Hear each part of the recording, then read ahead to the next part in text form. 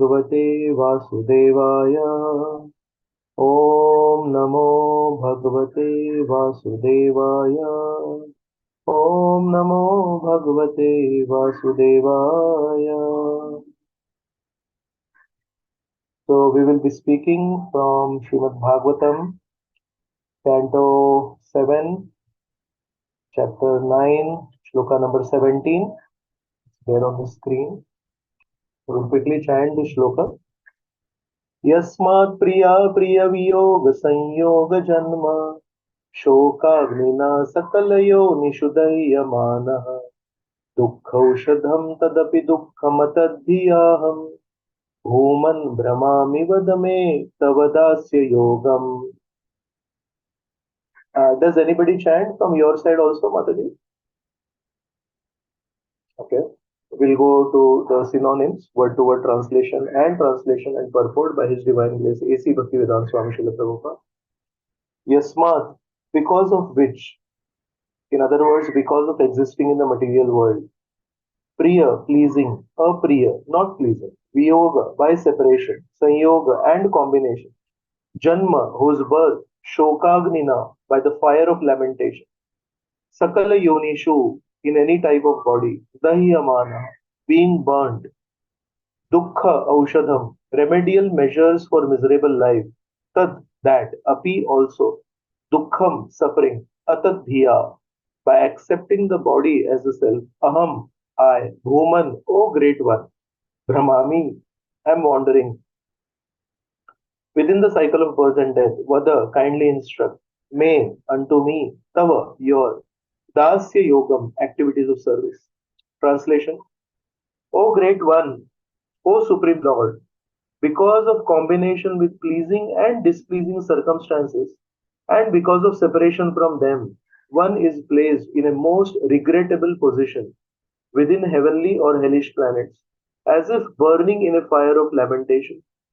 Although there are many remedies by which to get out of miserable life, any such remedies in the material world are more miserable than the miseries themselves. Therefore, I think that the only remedy is to engage in your service. Kindly instruct me in such service. Purport. Prahlad Maharaj aspired to engage in the service of the lotus feet of the Lord. After the death of his father, who was materially very opulent, Prahlad would have inherited his father's property, which extended throughout the world. But Prahlad Maharaj was not inclined to accept such material opulence, for whether one is in the heavenly or hellish planets, or is a rich or a poor man's son, material conditions are everywhere. Therefore, no condition of life is at all pleasing. If one wants the uncontaminated pleasure of blissful life, he must engage himself in the transcendental loving service of the Lord. Material opulence may be somewhat pleasing for the time being, but to come to the temporary pleasing condition, one must work extremely hard. When a poor man is rich, he may be better situated, but to come to that position, he had to accept many miseries. The fact is that in material life, whether one is miserable or happy, both conditions are miserable. If one actually wants happy, blissful life, one must become Krishna conscious and constantly engage in the transcendental loving service of the Lord. That is the real remedy. The entire world is under the illusion that people will be happy by advancing in materialistic measures to counteract the miseries of conditional life. But this attempt will never be successful. Humanity must be trained to engage in the transcendental loving service of the Lord. That is the purpose of the Krishna consciousness movement. There can be no happiness in changing one's material conditions, for everywhere there is trouble and misery. Om Ajnanatimirandhasya Gyananjana Shalakaya Chakshurunmilitam Yena Tasmai Shri Gurave Namaha. Shri Chaitanya Manobhishtam Sthapitam Yena Bhutale Swayam Rupaha Kada Mahyam Dadati Swapadantikam Vandeham Shri Guru Shri Yuta Padakamalam Shri Gurun Vaishnavamscha Shri Rupam Sagrajatam Sahagana Raghunathanvitam Tam Sajivam Sadvaitam Savadhutam परिजना सहितं कृष्ण चैतन्य देवं श्री राधा कृष्ण पादान् सहगण ललिता श्री विशाखान्वितांश्च हे कृष्ण करुणा सिंधो दीनबंधो जगत्पते गोपेश गोपिकाकांत राधाकांत नमोस्तुते तप्त कांचन गौरांगी राधे वृंदावनेश्वरी वृषभानुसुते देवी प्रणमामि हरिप्रिये वाञ्छाकल्पतरुभ्यश्च कृपा सिन्धुभ्य एव च पतितानां पावनेभ्यो वैष्णवेभ्यो नमो नमः नमो विष्णुपादाय कृष्णपृष्ठाय भूतले श्रीमते भक्तिवेदान्त स्वामिनिति नामिने नमस्ते सारस्वते देवे गौरवाणी प्रचारिणे निर्विशेष शून्यवादी पाश्चात्य देशतारिणे जय श्री कृष्ण चैतन्य प्रभु नित्यानंद श्री अद्वैत गदाधर श्रीवासदि गौर भक्त वृंद हरे Krishna Krishna Krishna Hare Hare Ram Ram Ram Hare Hare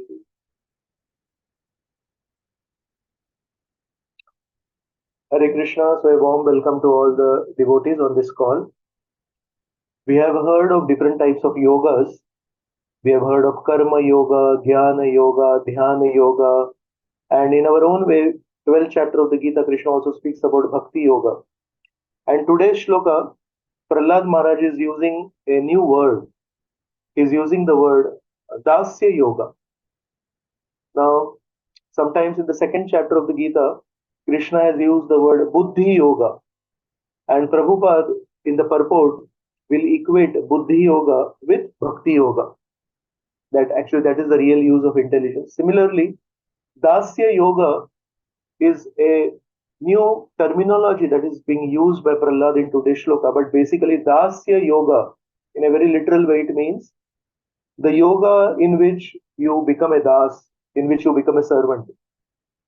And so, dasya yoga is also another synonym for bhakti yoga. Prabhupada probably is the first person who translated bhakti not as devotion but translated it as devotional service. So, as early as you read the word bhakti, Prabhupada wants to induce the feeling of seva, induce the feeling of service to anybody who comes across this word of bhakti. So, in today's shloka especially, Prahlad Maharaj is speaking in such a way that this seva mood, this dasya yoga, is actually the real solution for all the different troublesome situations that come in our life. And he has expressed it in these words Priya Apriya Sanyoga Viyoga.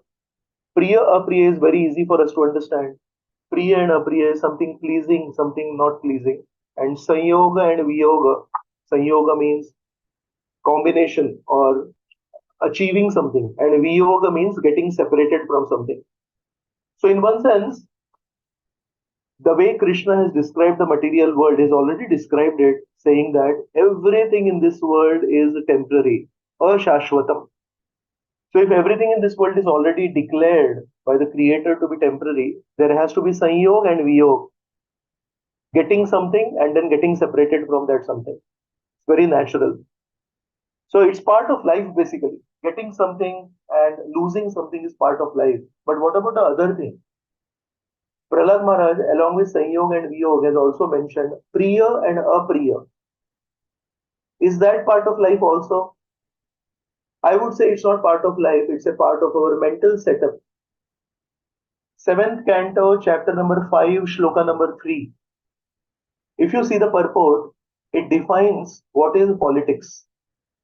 This is the place where Prahlad was taught by his two teachers, the sons of Shukracharya, Shanda and Amarka. And they basically start with identifying people, categorizing people into two categories, friends and enemies. And in this shloka, it is mentioned Prahlad, he heard all this because he was put into that school, Gurukul, but he never accepted it. and it did not touch his heart.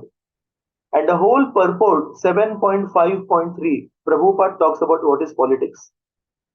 So we may have our own understanding of politics, and that could also be a discussion. But what does Prabhupada say about what is politics? Prabhupada says categorizing people into categories of he is my friend and he is my enemy. This is politics.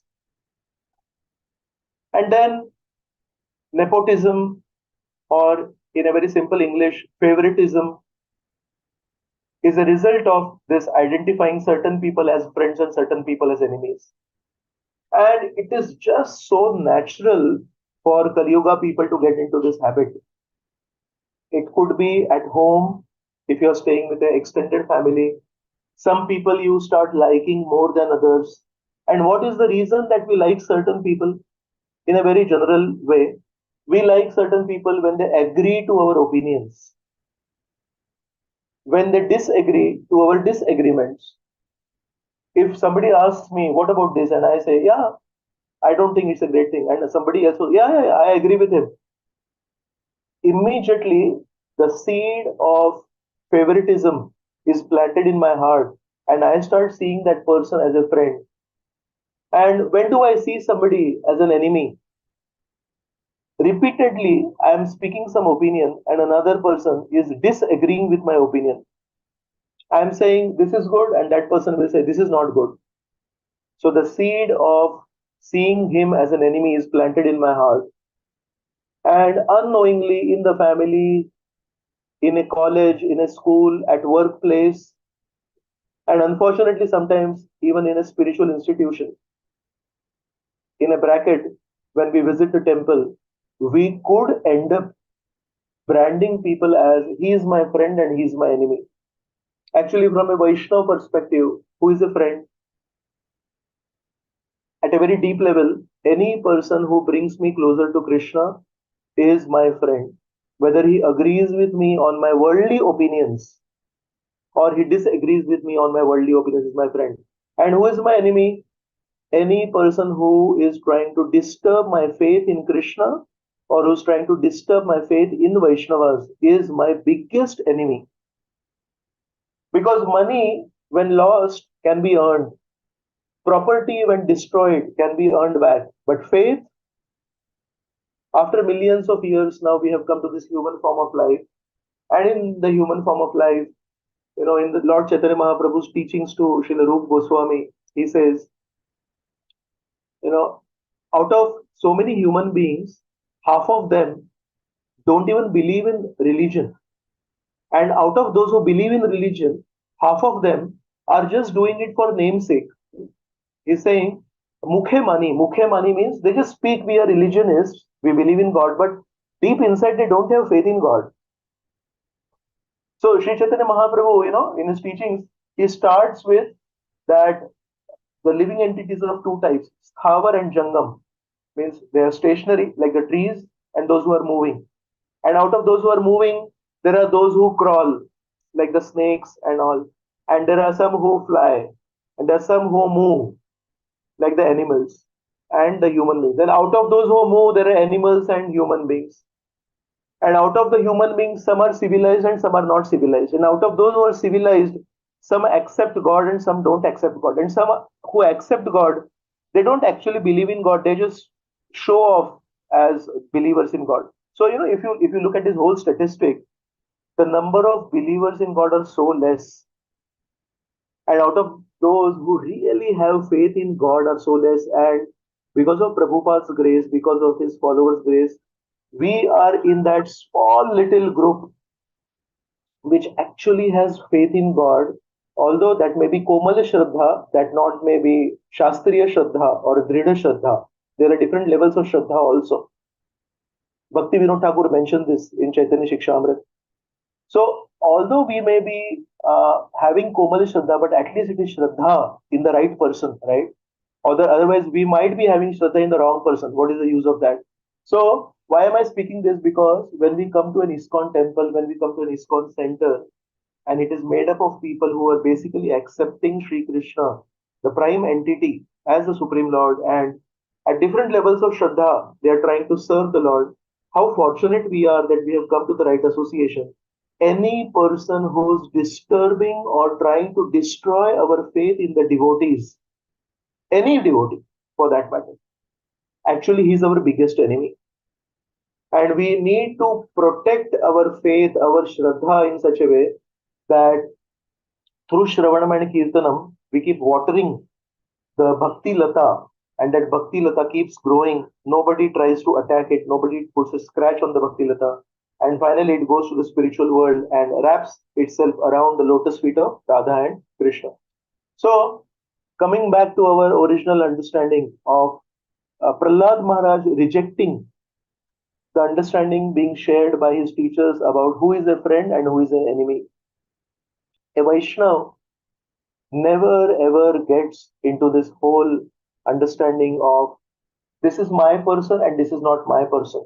And we should always consciously pray to Krishna that let me always be having an equal disposition to people. Let me never get into branding people as my group and his group. And that's what we learn from Prahlad Maharaj. So, Priya and Apriya is definitely a mental conception, and Sanyoga and Viyoga is a characteristic of the material world. And Prahlad Maharaj is saying, because of Sanyoga and Viyoga and Priya and Apriya, is saying every single living entity is being burnt in the fire of lamentation. Shokagnina Dahya Maneshu. So, something goes as per my wish, I am really happy. When something does not go as per my wish, I really become sad. I was checking out whether Srila Prabhupada has spoken on this shloka, and I found out one lecture that Prabhupada has spoken in Mayapur, and in that he gives an example that sometimes we see somebody as Priya, as a friend, and then we help him. He may be in a difficulty and we help him. And after some time, it's quite natural that that person may forget it. And in fact, not only forget it, but actually may become disrespectful or may become ungrateful for what we have done. So forgetting means he just lost track, and becoming disrespectful or becoming ungrateful means going a step ahead and not even acknowledging. And when we require some help, he may not help us. And then Prabhupada said, just see how when we help somebody, somewhere deep inside the subtle expectation is that when tomorrow we are in a need, that person will help us, but that person may not help us. And so many times, devotees have confided, Prabhuji, when this person had a difficulty, I went out of my way and helped financially, sometimes emotionally. Sometimes somebody is sick and does not have support of cooking and all. So then devotees will supply prasadam from their home. And every time we do this, unknowingly, unconsciously, we have a feeling that tomorrow when I fall sick and I may not have support for food, probably this devotee will help me. And if that does not happen, it actually hurts a lot. So when devotees don't help, it definitely hurts. But when that particular devotee does not help, whom we have helped in the past, it really hurts us deeply. And this is the example that Prabhupada gives in his lecture on this same shloka. So Prabhupada is saying, we should not expect, we should not expect. When we are helping Vaishnavas, the benefit is to us. The benefit is not to the person who's receiving the help. Somewhere, this is being noted that this particular Vaishnav, he helped another person. It means it's a credit in our bank balance, spiritual bank balance. Whether the person who receives our help is grateful for it or not, we may not be able to dictate. But what we are able to definitely control and contribute is that we help to the best of our ability. I am from a Marathi background, so I will speak a saying in Marathi and then I'll speak it in English also. In Marathi, it says, एक जण माफ करतो आणि मुक्त दोन जण होतात. So this saying says, one person forgives, but two persons get free. What does this mean? When one person does something wrong to me, let's say, and I have deep hurt in my heart. So definitely it's not good for the person who did something wrong to me, who hurt me, but deep at a deeper level, it's not good for me to constantly remind myself of the wound that has been caused by that person. Imagine you have a wound here and it's getting healed, and every time you scratch the healing part and you again make it a fresh wound. So when we don't forgive people who have offended us, when we don't let go of people who have hurt us, who have been ungrateful for us, in one sense, we are losing the chance to be Krishna conscious, and we end up becoming members of International Society for Pain Consciousness or International Society for Hurt Consciousness. Yes. And without pointing fingers at anybody, I can honestly say that this is often the case with devotees, that when there is hurt, when there is pain in our lives, instead of becoming more Krishna conscious, we end up unconsciously becoming more pain conscious. And when I'm sick, when I'm having fever, when I'm having a disease, is that the time to take medicine more diligently, or is the time when I'm healthy a good time to take medicine diligently? Any person will say, Prabhu, when somebody is not sick, when somebody is healthy, you may or may not take the medicine. But when you are sick, when you are in a disease condition, you need to take the medicine diligently. So if Harinam is Aushadhi, Harinam is a cure for our amnesia. Harinam is the medicine for our forgetfulness. We forgot our connection with Krishna. Bhuliya tomare samsare asiya pe nana vida vyatha. Bhakti Vinod Thakur is saying, the day I forgot you, bhuliya tomare, samsare asiya, I fell down to the material world. Pe nana vida vyatha. And from that day onwards, I am just suffering this way or that way. So the medicine for amnesia, somebody forgot, who am I, who's my father, who's my mother. There has to be some medicine, right? So the medicine for that is the Hare Krishna Mahamantra, telling us we have a connection with Krishna, we have a connection with Radharani. And that medicine, should we take it when we are deceased, or should we take it when we are not deceased? So in pain, in when we are experiencing a situation where somebody has hurt us, actually we have to take the medicine more diligently. So Hare Krishna chanting becomes all the more important when we are in a painful condition. But the way we are programmed, we get into so many other things when we are in a painful situation, and we end up forgetting Krishna. So in one of the stanzas of that poem, of that song, it's a Bhulinu tomare hari, Bhulinu tomare hari. He's saying, oh, I was a child and I became caught up in my studies, and then I became young, and then I was touring all over the world, and then I earned a lot of money, and then I became very famous and all that.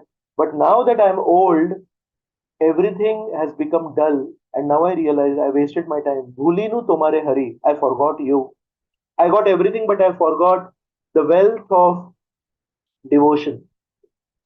So, very important for all of us to never give free space in our memory to a person whom we hate. It's like we have a big home and we have a spare room which we give on rent. Would we give a free room in our home on free rent to a person who hates us? We would rather give that extra room in our home, free to somebody who loves us. We would rather transform a free room, a room that is unused in our home, into a temple altar, or maybe a satsanga room where devotees can come and chant and have kirtan and have some katha. So I'm saying memory is one room of our body, and we are inviting the person who's hurt us, who's disrespected us, who's insulted us, to stay permanently in the room of our memory. Whereas I would say, anytime I understand that this person hurt me, this person disrespected me, this person insulted me, I never ever allow him to occupy the free room in my house, right? Why would I want to see him again and again? And why do I want to scratch the wound again and again?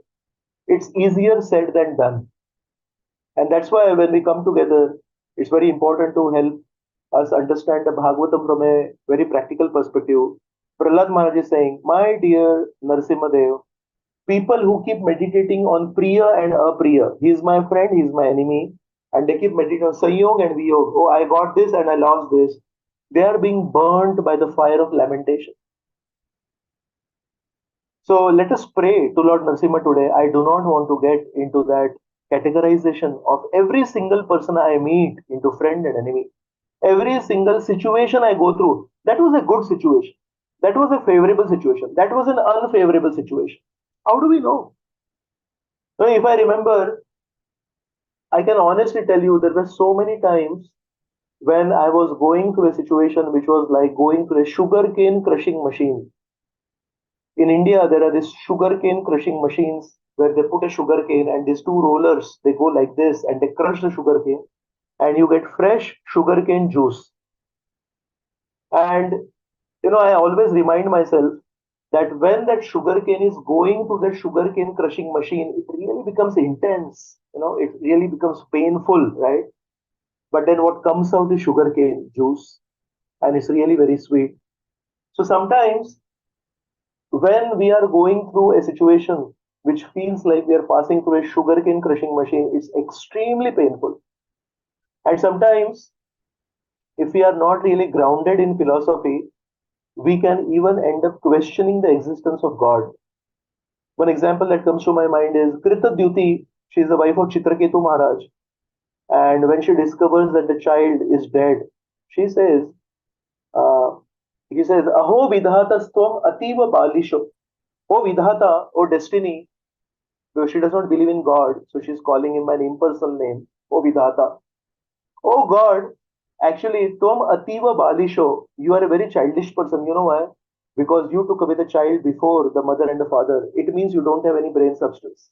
She's directly calling out God, a brainless person, just because she's undergoing a very crushing situation, and rightly so. It's a very painful situation. But any situation in the life of a devotee, it may be pleasure, it may be pain, but it will never be inauspicious. It will always be auspicious. So I'm introducing you to four words: sukh, dukh, pleasure and pain. And another two words are shubha and ashubha, auspicious and inauspicious. And these are two different concepts. Sukha and dukkha is based basically on sense contact. In a cold season, touching something warm is very sukha, and in a cold season, touching something cold is dukkha. Whereas that changes again in the hot season, right? So sukha and dukkha is very, very situational, is very, very conditional. And while all the time in our life we are pursuing sukha and dukkha, sense enjoyment, we forget that life is not about sukha and dukkha. Life is about auspicious and inauspicious. So if something that is very pleasing to me becomes inauspicious for me later, what is the use of it? And if something that is very, very painful for me, but that becomes the impetus for me to come closer to Krishna, how auspicious it is. So that's why we have to slowly program ourselves to change our quest, to change our hankering for sukha and dukkha. We have to change it to shubha and ashubha. So don't avoid dukkha and don't run after sukha, but always try to make everything shubha and try to run away from ashubha. So how to make your life shubha? Always remember Krishna, always chant his holy names, always be in the association of sincere devotees. That will always bring auspicious. So even if somebody insults us on a grand scale and we are sobbing and we are crying, what will happen if there is a sincere Vaishnav in our life? He will give us a different perspective. She will give us a different perspective and eventually take us in a direction of Lord Krishna. One example that comes to my mind immediately is how Dhruv was hissing like a snake when he was insulted by his stepmother. And after being insulted by his stepmother, what pained him more is the silence of his father. So at least his father should have spoken something, but no words of comfort, even no no indications from the eyes. Sometimes you comfort somebody with the eyes. Yeah, yeah, I'll talk to you later. Right now, I can't speak. But nothing from his father, and acidic words from his stepmother. And we were talking about how to not get affected by insult, pleasure, pain, and always look at Shubha and Ashubha, auspicious and inauspicious. And I was mentioning how Dhruva is being heavily insulted by his stepmother, and also his father did not comfort him. And then he went to his mother, who is a Vaishnavi, and she says, "The first teaching I have for you, Dhruva, is that never think ill for those who have hurt you." And it's such a difficult teaching, but he accepts it because it is coming from his mother. And then he's on his way to the forest to hear, to please Lord Narayan. And again, another Vaishnav comes his way. This is Narad Muni. And Narad Muni utilizes the passion that Dhruv Maharaj has and diverts him to pleasing Lord Narayan, to pleasing Lord Vishnu. And what is the result? Great rishis and great munis, they perform tapasya for thousands of years. We have heard of Vishwamitra Muni performing tapasya for 60,000 years. But after performing tapasya for 60,000 years, he could not achieve success and he fell down 2 times. But our little boy Dhruv, heavily insulted, and he is in dukkha, but his life was made shubha by two Vaishnavas, his mother and Narad Muni, and in a matter of 6 months, he gets the darshan of Narayan. I'm just asking all of you a question. Have you heard of anybody else in the Bhagavatam, in the Ramayana, in the Mahabharata, who achieved the darshan of the Lord in a matter of 6 months? If you remember something, please unmute and please speak. In my reading, I always heard of thousands of years of tapasya. There is only one mm, aberration, there is only one exception to this rule, that is Dhruv Maharaj. But what is Dhruv Maharaj's story? Heavy distress, heavy insult, heavy disrespect. But the interference of a Vaishnava transformed that dukkha into shubha. So Bhagavatam also speaks another story of Gajendra. Gajendra has tremendous dukkha in his life, but the appearance of the Lord and remembering prayers transformed his dukkha not into sukha, but transformed his dukkha into shubha. And sometimes we have seen how somebody who has a lot of sukha, who is having a very happy-go-lucky life, no pain in his life, everything is very sweet, but because of that, sometimes his life becomes ashubha. One example that comes to my mind immediately is Nal Kuber and Manigriv. They are the sons of Kuber, rich people, always intoxicated, having a very nice life, and their life is full of sukha. But what did they do with that sukha? They ended up offending Narad Muni and their life became ashubha. Of course, because it is a Vaishnava like Narad Muni, finally that ashubha also becomes the greatest shubha. So what are we looking at? We are looking at a situation where we are in the habit of constantly classifying people, situations, things into priya and apriya. And those priya and apriya things, people and situations, they are temporary and there's always some yoga and viyoga. And then we are getting disheartened, sometimes happy, sometimes sad. And the Bhagavatam is teaching us, don't get into that habit of happiness and distress. Please try to go in the direction of Krishna and his sincere devotees to transform every situation into Shubha. So it doesn't matter whether you are rich or you are poor. What matters is, are you remembering Krishna always? Are you able to keep forgetfulness of Krishna away from you? So we just have one enemy.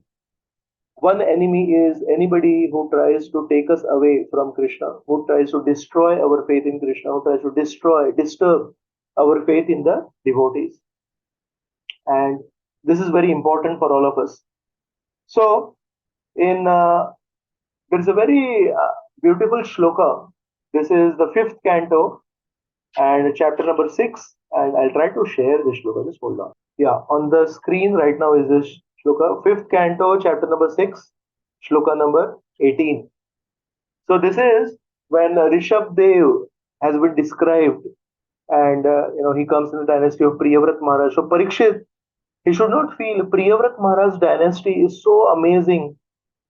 There is Priyavrat Maharaj himself, and then there is Rishabh Dev who appeared here. So just to give some pacifying feelings to Parikshit Maharaj, Shukdev Goswami speaks this shloka and he's saying, Rajan Patir Gururalam Bhavatam Yadunam Daivam Priya Kulapati Kvachaking Karova Astveva Manga Bhagavan Bhajata Mukundo Muktim Dadati Karchit Smana Bhakti Yogam. So Shukdev Goswami is saying, my dear king, the Supreme Person, Mukunda, is actually the maintainer of all the members of the Pandava and Yadu dynasties. He is your spiritual master, worshipable deity, friend, and the director of your activities. To say nothing of this, he sometimes serves your family as a messenger or servant. This means he worked just as ordinary servants do. Those engaged in getting the Lord's favor attain liberation from the Lord very easily, but he does not very easily give the opportunity to render direct service unto him. So this is the most important part here. Lord Krishna, Lord Vishnu does not very easily give the opportunity to render direct service unto him. And here he says, Muktim dadati karhichit sma na bhakti yogam. So if you ask mukti from Krishna, Krishna will give you mukti very easily. But na bhakti yogam, Krishna will not give service to himself very easily. Very important for all of us to understand that it's very easy to get dhana from Krishna, wealth from Krishna, like Sudama did. It's very easy to get so many things from Krishna. He can give us so many things. But to actually get a chance to serve Krishna is reserved only for those who are sincere. So we need to be very, very careful. Sometime back we had the summer season in India, and summer season in India means mangoes. So almost everyone in India, the favorite fruit is mangoes. And what do people speak? People say, you know what? I love mangoes. And when they say I love mangoes, basically what are they going to do with mangoes? They're going to eat them. They're going to consume them. In America, sometimes they may say, I just love ice cream. And what do you do when you say I love ice cream? You consume it. I love pizza. When you say like that, what you're saying is, in some time I'm going to consume this pizza, right? So this is how we express our feelings for what we are going to consume. And when Krishna says, I love Arjun, how does Krishna behave with Arjun? When Krishna says, I love Arjun, Krishna becomes a servant of Arjun. Krishna becomes a charioteer for Arjun. When Krishna says, I love the gopis, I love Nanda Maharaj, I love Yashoda Mai, I love the cows of Vrindavan, what does it mean? It means Krishna takes care of the cows of Vrindavan. Krishna takes care of the Vrajavasis. Not a single demon, however horrifying he was not able to touch the Vrajavasis. Why? Because Krishna was always there. So our language, when we say, I love something, I love somebody, it could be that I'm going to use that object for my pleasure. Mangoes, ice cream, pizza, whatever. Similarly, unknowingly, when we say, I love him, the same mood carries. And I love him basically means I'm going to use that person right now for my pleasure. It's just, a subconscious programming of our mind. Whereas when Krishna says, I love somebody, he's basically going to take care of that person. So, as devotees, we need to learn from Krishna, and we may not stop speaking, I love, I love. That's not the point. The point is, we need to change our mood when we say, I love. So, we need to start speaking the language of I love the way Krishna speaks that language. So, we should not get into consuming people, using people, exploiting people for our pleasure, like the whole world is doing. I love ice cream, I love mango, I love pizza. But we have to start manifesting our actions as per the definition of love of Krishna. Love for Krishna means caring for that person. So when I say, I love this beautiful bird, basically what it means is very soon I'm going to purchase a cage and I'm going to put that bird in that cage and I'm going to hang that cage in my home. And every time somebody comes to me and says, wow, you got a very rare species of this parrot in your home, then I'm going to, yeah, I love these birds. That's my definition of love. Whereas Krishna's definition of love is, he says, I love everyone, I love all the jivas, and that's why I keep coming again and again to the material world. Yada yada hi dharmasya. I keep coming. Why? Just to tell them this is not your home, and you all please come with me to the spiritual world. And I display amazing activities. So Gopinath bhajan is there. Bhaktivinoda Thakur saying, Gopinath, tumi kripa paravara, जीवेर करणे असिया प्रपंचे लीला koile suvistar. So he's saying to me, Kripa Paravar. Kripa Paravar means you're an ocean of mercy. Why so? Jivera Karane, Asiya Prapanche, you descend to the world for the jivas of this world and for the benefit of the jivas of this world. What do? Leela Koile Suvistar. Oh Gopinath, you perform so many pastimes in this world just to attract the hearts of the living entities to you so that they can go back to Godhead. So Krishna's definition of love is not to use somebody, is not to exploit somebody, is not to consume anything. Krishna's definition of love is to serve that person, to help that person, to care for that person. So we have to slowly change our definition also. Recently, I heard a line which says, if you want to hear the singing of a bird, then don't purchase a cage in the market. You plant a tree next to your home. When you purchase a cage from the market, you will put that bird in the cage and you will hear the constant singing of that bird. Yes, understood. But what if you plant a tree next to your home and the tree grows and it becomes a shelter for so many birds?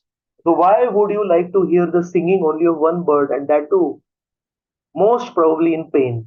You trap that bird. You are not allowing that bird to fly in the sky. And now you put it in a cage and you're feeding something that you want to feed to the bird and say, now sing a tune for me. That's so painful for the bird, right? But Krishna's way of hearing a bird singing is he would rather plant a tree and then invite so many birds to stay there, give them shelter in the branches, in the greenery of the tree, and sing a song of happiness. So that's the difference. So we also need to start understanding.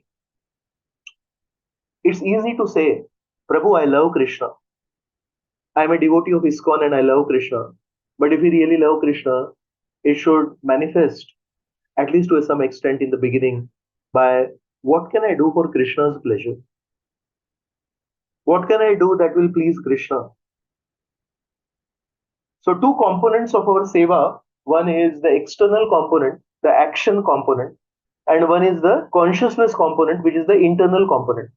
Both are important. If somebody is just doing something ritualistically, no emotions in the heart, no feelings for Krishna, I don't think that pleases Krishna.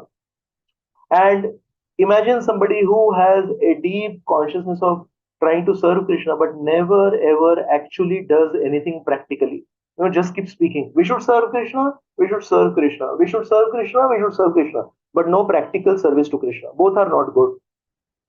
But a real servant will actually do something practical, even though it may have errors, even though it may not be perfect, and he will also try to match it with a very good consciousness inside, right? Out of the two, both need to be there, but out of the two, consciousness is more important than action. I'll give you two examples.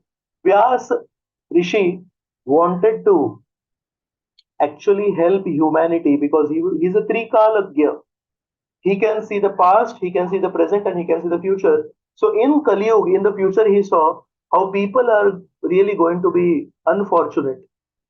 And to help the unfortunate people of Kali Yuga in the future, he composed all the Vedas, he put it in writing, and he put the Mahabharata, because Mahabharata has so many stories to catch the attention of people. It's like there are many soap operas which are very famous all over the world, and Mahabharata is the biggest soap opera in that sense. It's all within the family, there is a lot of intrigue and there's a lot of conspiracy and all that. So Vyasdev wrote all that, but then after writing all that, he is not satisfied. So his intention was good. He wanted to help people. And all the knowledge that he had, he put it down in writing and he just spread it. He was not trying to capitalize on that knowledge. He was not trying to get a patent for that knowledge. So medicine, Ayurveda, he just distributed that knowledge. Architecture, he distributed that knowledge.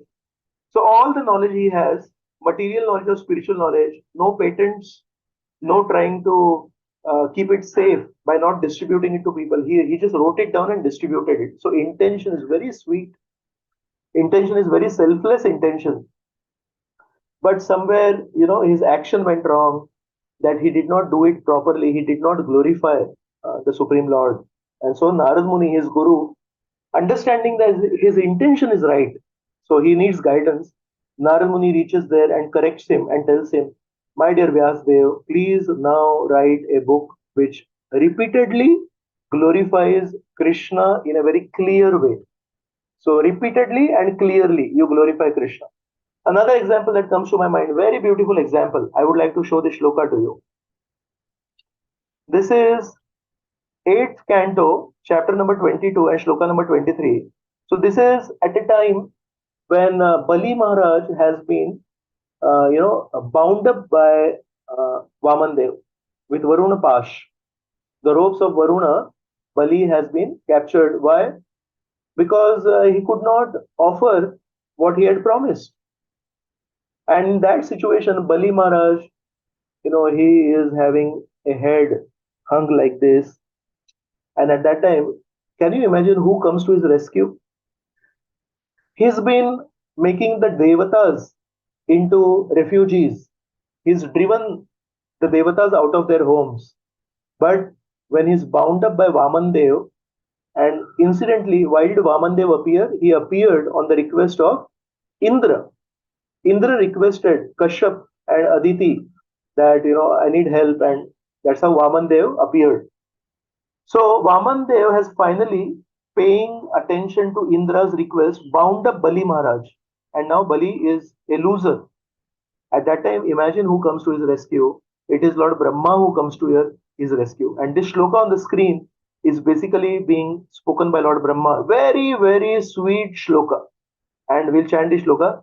Yat padayor ashatadhi salilam pradaya durvankureirapi vidhaya satim saparyam अप्युत्तमां गतिमसौ भजते त्रिलोकीं दाश्वान विक्लवमना कथमार्तिमृच्छेद. We'll go to the translation. Brahmaji is speaking to Vamandev. By offering even water, newly grown grass or flower buds at your lotus feet, O Vamandev, those who maintain no mental duplicity can achieve the most exalted position within the spiritual world. This Bali Maharaj, without duplicity, has now offered everything in the three worlds to you. How then can he deserve to suffer from arrest? Please release him. So whenever I read this shloka, it really touches my heart that Bali Maharaj, his actions may be wrong. He definitely hurt the Devatas. But when Vishnu came, his intentions are so pure. He went through a difficult situation where his guru is telling him, don't surrender to Vishnu. But he said, the person who is telling me to reject Vishnu, I reject you. And Bali Maharaj rejected his guru. It's a painful situation to reject your guru. It's not easy. But after going through that painful situation, because his intention was never to hurt anybody, his intention was to serve Krishna sincerely without duplicity. Just see how Brahmaji comes to his rescue and is making a request on his behalf and is telling Vamandev, Patram Pushpam Phalam Toyam, if somebody offers you a little water, you become indebted to him. Here is a person who offered you all the three worlds. He's offered the whole universe to you without duplicity. How can you punish him? So sweet that when we are sincere, even if we have made mistakes, Lord Brahma or his sincere representatives, out of the blue, they will suddenly appear there and help us. I'm just imagining what must be happening to Bali Maharaj when Vamandev has bound him up. And in that bound up condition, in one sense, from the enemy side, from the Devata's side, Brahmaji is coming to his rescue and is telling Vamandev, I don't think this is right. I don't think you should punish Bali Maharaj. It's a very sweet experience, right? So, this is Bhagavatam which is telling us we may be limited in our activities, in our capabilities, but we should never ever be limited in our intentions. Our spiritual masters, Srila Prabhupada, in their books, in their lectures have very clearly told us what should be our intention in our heart. Always trying to please Krishna, never ever trying to hurt Krishna or his devotees. At least the intention has to be pure. And if our intention is pure, and even though we commit mistakes, Brahmaji will send somebody to help us. One devotee asked Srila Prabhupada, Prabhupada, if we serve Krishna, Krishna promises us to take us back to Godhead. What if we are in a coma? At the last moments of our life, there is a ghastly accident and we are not able to remember Krishna, what will happen? Prabhupada said, in the last moments of your life, if because of some unfortunate situation you are not able to remember Krishna, Lord Sri Chaitanya Mahaprabhu will force himself in your heart and will carry you back home, back to Godhead. The very beautiful shloka in Vaman Puran, and I am not able to recollect the shloka, but it says, Yadi Vatadi Doshena. So this shloka says that even if because of some imbalance of Vata, Mad Bhaktam Api Nasmaret, if my devotee is not able to remember me, then the Lord is saying, Aham Nayami Mad Bhaktam. I will carry my devotee to the spiritual world. So something like that, Srila Prabhupada also mentioned the Lord Chaitanya Mahaprabhu will force himself in your heart. On the other side, we saw two examples. Action was not perfect, but intention was perfect. On the other side, I'll give you some examples of where action was probably right. Yeah. So one of our devotees has mentioned it on the chat. Yadi vatadi doshena mad bhakto mam nachas maret aham swarami mad bhakta nayami paramam gatim. It's there on the chat. Thank you so much. So we saw two examples of devotees whose intentions was right and their actions were wrong. We'll see some examples of devotees whose actions were right, but their intentions were wrong. So one example is Ramachandra Puri.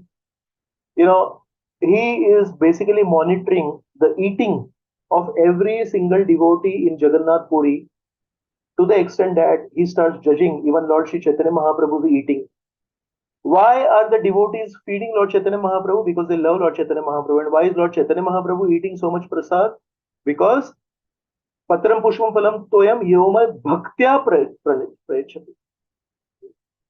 Lord Krishna accepts the bhakti, right? When Lord Chaitanya Mahaprabhu was invited by Sarvam Bhattacharya, Madhya Leela chapter number 15, you can see Sarvam Bhattacharya made so many dishes and he also brought so much Mahaprasad and fed Lord Chaitanya Mahaprabhu, and Lord Chaitanya Mahaprabhu ate all that. Not because he's hungry, obviously. He is tasting the devotion of his devotees. But this Ramachandra Puri, he's on the level of the spiritual master of Lord Chaitanya Mahaprabhu, but he has a bad habit of judging people. And technically speaking, what he's saying is right. We should not eat so much. Yukta Ahara, Yukta Vihar, Krishna has spoken in 6th chapter of the Gita. So technically he's right, but the mood is not good. So it's not just enough. What we do is right. How we do also has to be right. So his intention was always trying to point out faults in devotees, and he finally found out fault in the behavior of Lord Chaitanya Mahaprabhu also. And then basically this led to the displeasure of the Lord. So it's not really good, right? So actions are technically right. What he is saying is right, but it ended up in displeasing the Lord. So we when the intention is wrong, the first effect is we end up displeasing the Lord. Another thing is that constitutionally it's wrong. Just to find out faults with devotees and just to always look at the dark side of the moon, it's just constitutionally wrong. And we see how Durvasa Rishi, what business he has to get angry with Ambarish Maharaj for a 2 paisa fault, for a what do you call it in America? Dollars and pence, right? So that small little 2 paisa worth of fault, that he took 2 drops of water to break his 1 year of Ekadashi fasting. And what is the crime is 2 paisa, and what is the punishment that he got? He got capital punishment. No, it's like $2 billion worth of punishment he has to give for 2 paisa worth of crime. So definitely, the intention is wrong. Why would you punish somebody with a 2 crore worth of punishment for a 2 paisa worth of a crime? It's wrong. And capital punishment definitely is wrong. Just for breaking an Ekadashi fast with a few drops of water, you give somebody capital punishment. So intention is wrong. The constitution is wrong. Even Durvasa Rishi, when he went to the Vaikuntha planet, Shirodakshai Vishnu, within the material universe, because Sudarshan Chakra was chasing him. When he went to Lord Shirodakshai Vishnu, then Lord Vishnu told him that, you know what, those who Mai Nirbadha Hridaya Sadhavo Samadarshana Vashe Kurvanti Madbhaktya Sat Striya Satpatim Yatha. So Lord Vishnu gives a very sweet example. He says, a chaste wife controls a chaste husband. Sat Striya Satpatim Yatha. Why? Out of her chastity for the husband, although the husband may be a rich man, the husband may be a powerful person, and the wife may be a chaste wife and may not be having a source of earning money, but because she's serving the husband in a very chaste way, in a loyal way, she actually controls the husband. So, this is the example that Lord Vishnu gives to Durvasa Rishi, that actually the Jivatma is dependent on me, and I am powerful Lord. But the small little Jivatma, 1/10,000, the tip of the hair, controls me who is infinite. Why? Out of his, Mai Nirbadha Hridaya, he's surrendered to me. And Sadhavo Samadarshana, because they see everyone equally, they do not differentiate between friends and enemies. They see everyone equally. So they, Vashe Kurvanti Mad Bhaktya, they have controlled me. And I am like a helpless, powerful husband being controlled by a simple little chaste wife. So, very clear way that Lord Vishnu has told Durvasa Rishi, you have displeased me. The person who controls me, you have hurt that person and your intentions were wrong. So technically he was right. When the guest comes to the home, the host is supposed to first feed the guest and then the host will eat. So technically his actions are right, but his intentions were wrong. He wanted to over punish Ambarish Maharaj. So he ended up in displeasing the Lord. And another example that comes to my mind is, Vallabha Bhatta, he comes to Jagannath Puri and he is going around telling people, basically he has a sense of superiority. In one of the shlokas, Krishnadas Kaviraj Goswami says, भट्टेर हृदय दृढ़ अभिमान जानी भंगी करे महाप्रभु कह एत वाणी भट्टेर हृदय दृढ़ abhiman jani. Lord Chaitanya Mahaprabhu saw that he has dridha abhiman, he has false ego. Bhangi kare Mahaprabhu kah etavani. Mahaprabhu spoke little harsh words because he wanted to break the mountain of ego in the heart of Vallabha Bhatta. So Vallabha Bhatta would go to people and say, I have a commentary on the Bhagavatam. Would you like to hear it? And Lord Chaitanya Mahaprabhu said, I don't understand the Bhagavatam. I just chant the holy names of the Lord. I don't know anything other than the holy names of the Lord. Then Vallabha Bhatta came to him and said, yeah, if you understand only the holy names of the Lord, then can I tell you something about the importance of the holy names of the Lord? I have something to tell you. Then Lord Chaitanya Mahaprabhu says, actually, I don't even understand anything about the names of the Lord. I just know two names, Sham Sundar and Yashodanandan. So whenever Vallabha Bhatta tried to show off his scholarship, I want to tell you about the Bhagavatam. Lord Chaitanya is saying, I don't know the Bhagavatam. And okay, you are interested in the holy name. Can I tell you about the importance of the holy name? No. I just know two names. In this way, he was always discouraging Vallabha Bhatta. Why? Because he knew his actions were technically right. He wants to glorify the Bhagavatam. He wants to speak about the glories of the holy name. But his intention was not to glorify Krishna. His intention was so that the people understand how great a scholar Vallabha Bhatta is. So the intention of Bhagavatam Katha is not to glorify the speaker as an expert speaker. The intention of Bhagavatam Katha is to glorify Krishna. Tava Kathamritam Tapta Jivanam Kavibhiriditam Kalmashapaham. So Tava Katha Amritam. The gopis are saying Krishna's Katha is like Amrit, and that Amrit has to be destroyed in this Martya Loka. In the material world where everyone is subject to death, there is only one Amrit. What is that? Tava Kathamritam. So, what if the person who's distributing the Amrit becomes more important than the commodity that is distributing? That is not right. So, Lord Chaitanya Mahaprabhu saw that, and definitely he gave a very strong treatment to Vallabha Bhatta. So, in this way, we can understand how intention and action both are important, but out of those two, intention is more important than action. And we saw how if the intention is right and the action is wrong, does not matter so much. Devotees help us. But if your intention is wrong and the action may be technically right, Krishna is not really happy. We give displeasure to Krishna, it's constitutionally wrong, and like Vallabha Bhatta or Durvasa Rishi, we might end up harming ourselves. So Durvasa Rishi had a hard time, Vallabha Bhatta had a hard time. So we need to be careful with our seva attitude. So in the beginning of the class, we saw how Dasya Yogam is basically another name of for Bhakti Yoga. We need to serve Krishna. Service is very important. And here Prahlad Maharaj is saying there are so many people who are suffering in this world in the fire of lamentation because they get caught up into Priya and Apriya, or they get caught up into Sanyog and Viyog. And we saw Sanyog and Viyog is a part of life in the material world, but Priya and Apriya is a mental concoction, and we should not brand devotees into Priya and Apriya. We should be equipoised with every single person, and we described how we have only one definition of an enemy: the person who disturbs our faith in the spiritual master. We have to run away from that person. Anybody who is trying to blaspheme sincere devotees, we have to run away from that person. He's our real enemy. Why? Wealth can be earned back, property can be earned back, health can be earned back, but faith once destroyed cannot be earned back. And then we described how Seva has two components, the external component and internal component.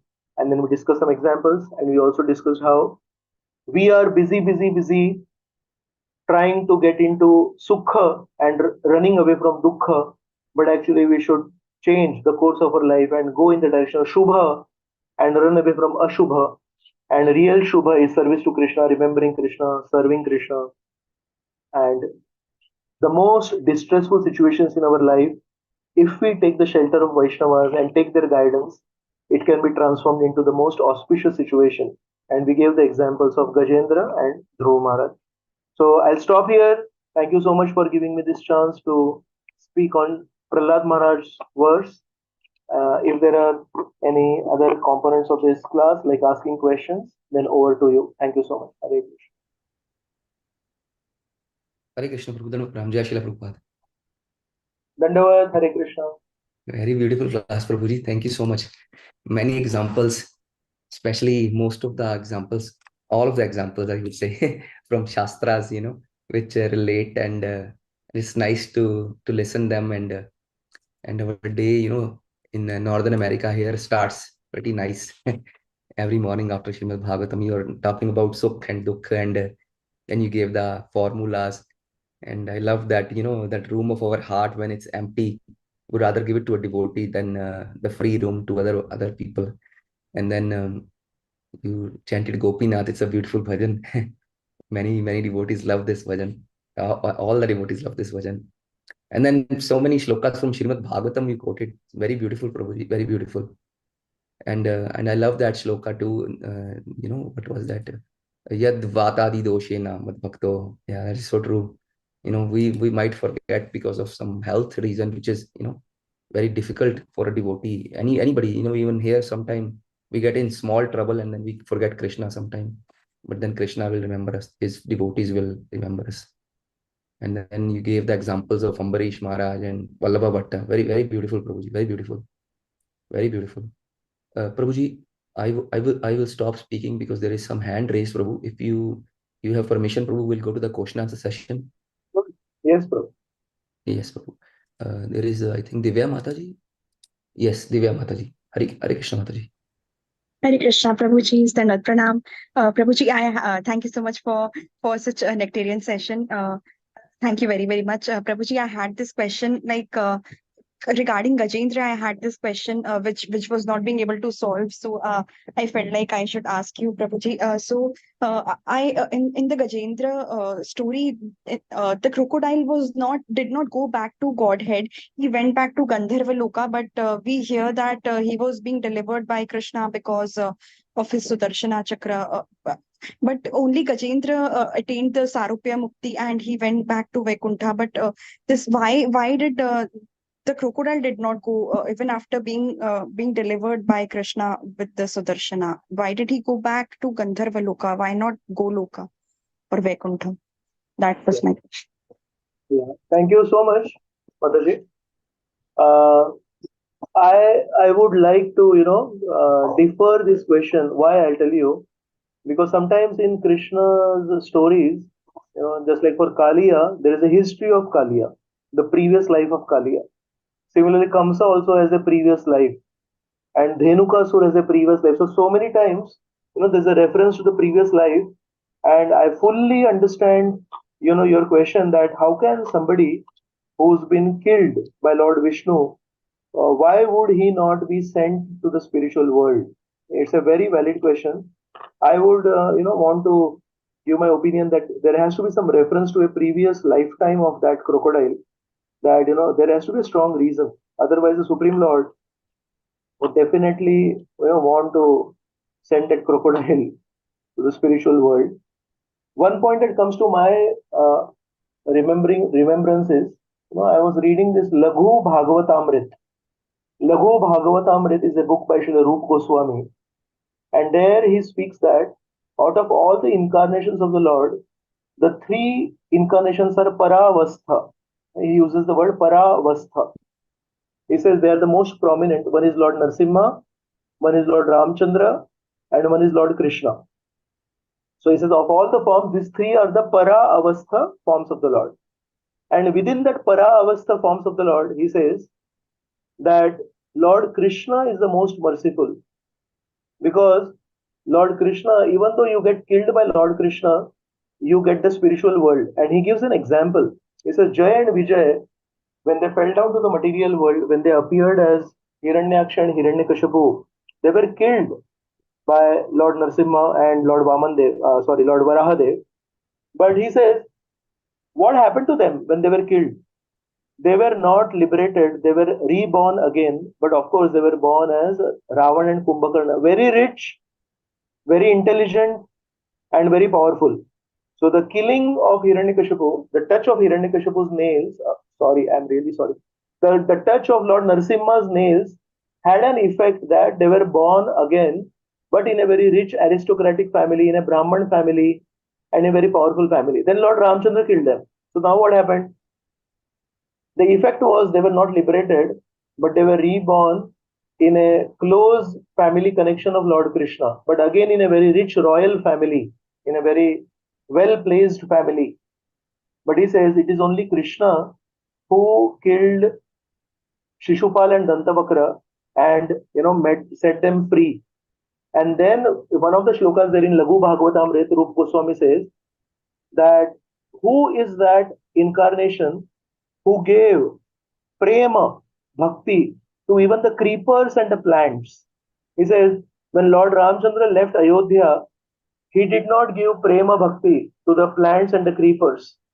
But when Krishna was leaving Vrindavan to go to Mathura, even the plants and the creepers were crying. So, he gives these two examples and says how Krishna is the greatest personality. And why am I mentioning here that somebody who got killed by Krishna, even though he had very bad intentions, because it is Krishna, the avatari, it's not the avatar Narayan, it's not the avatar Vishnu. He gets liberated, he gets to the spiritual world. But with Lord Vishnu, it's not like that. When Lord Vishnu kills somebody, that person may not get liberated, he may get purified. So that crocodile, from the previous birth, his name was Huhu. There was a crocodile called Huhu, the Gandharva called Huhu. And that Huhu crocodile got cursed, that Huhu Gandharva got cursed to become a crocodile. And so by the touch of the Sudarshan Chakra of Lord Vishnu, not Lord Krishna, he got purified. And all the sin and all the aparadh, whatever he had done, that got purified. He went back to Gandharva Loka. But definitely, Lord Vishnu, when he kills somebody, he may or may not get liberation. But Lord Krishna, whenever he kills somebody, they get liberation. In fact, third canto, in one of the shlokas, it is described in the first three chapters. I think it is the second chapter, but definitely in the first three chapters, it is described that the word that is used is those who were on the opposite side in the battlefield of Kurukshetra. Uddhava is speaking to Maitreya. Those who were on the opposite side in the battlefield of Kurukshetra, they were purified by the arrows of Partha. So the word that is used in the shloka is Parthastra Puta. Partha Astra Puta.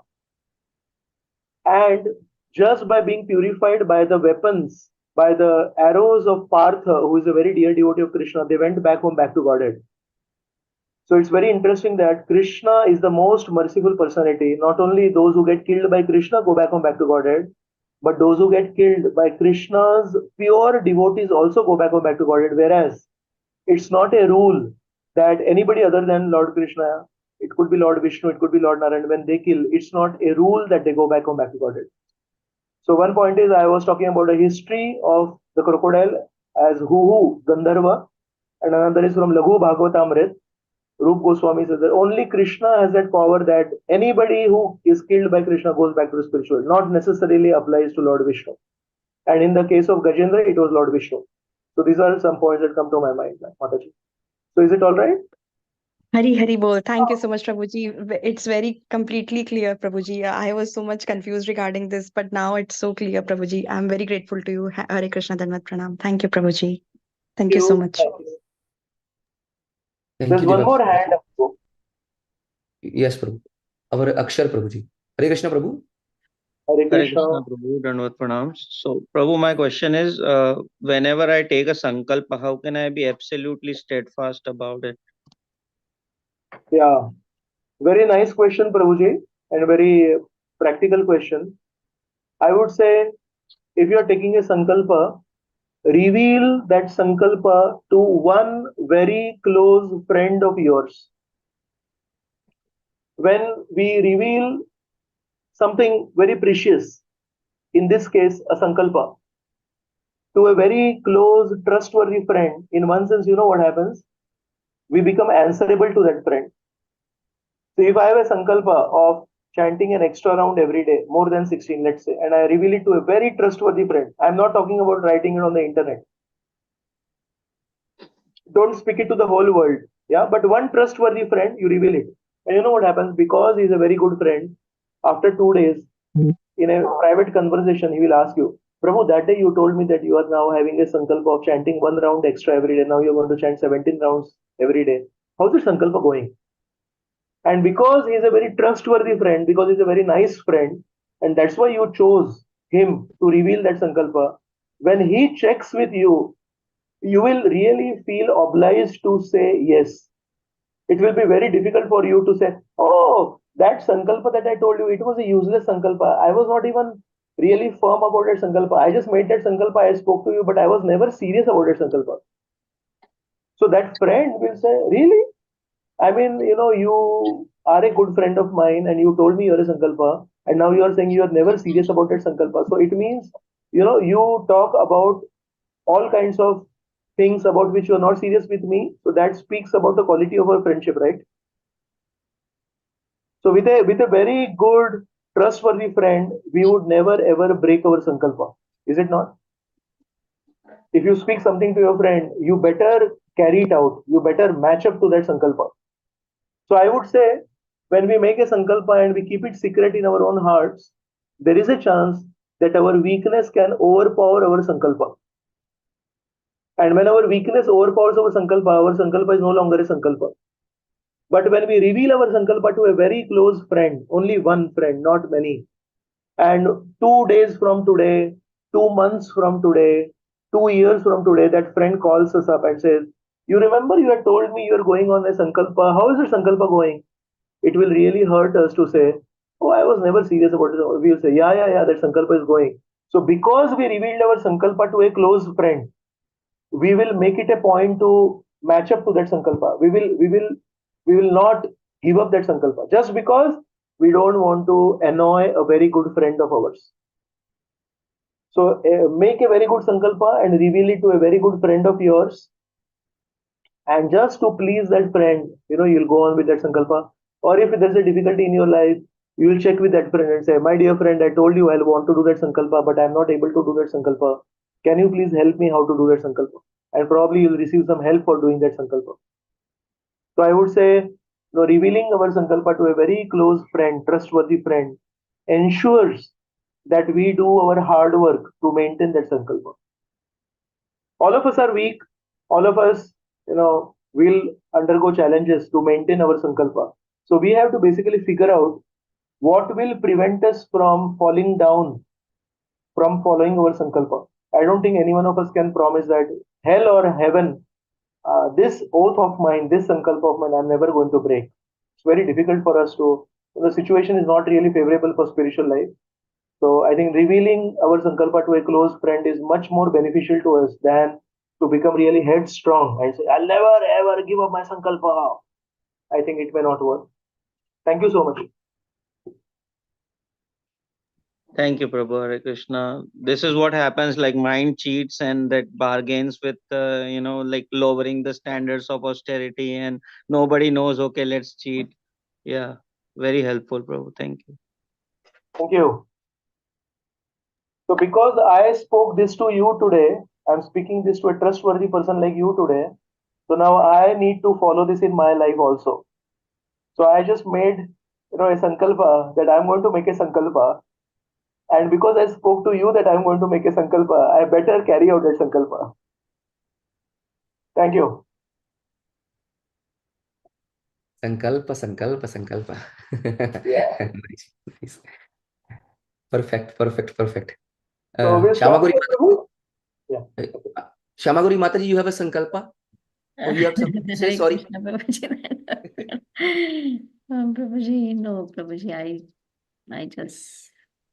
I am not that, a serious devotee. I just carry on what is duty, day-to-day life. And I love the class, Prabhuji, very nice. Very nicely you explained the definition of love, how I love pizza, I love this. We are going to consume that, but I never thought about that I love this person means I am going to consume that person in my service. It's like, very subtle.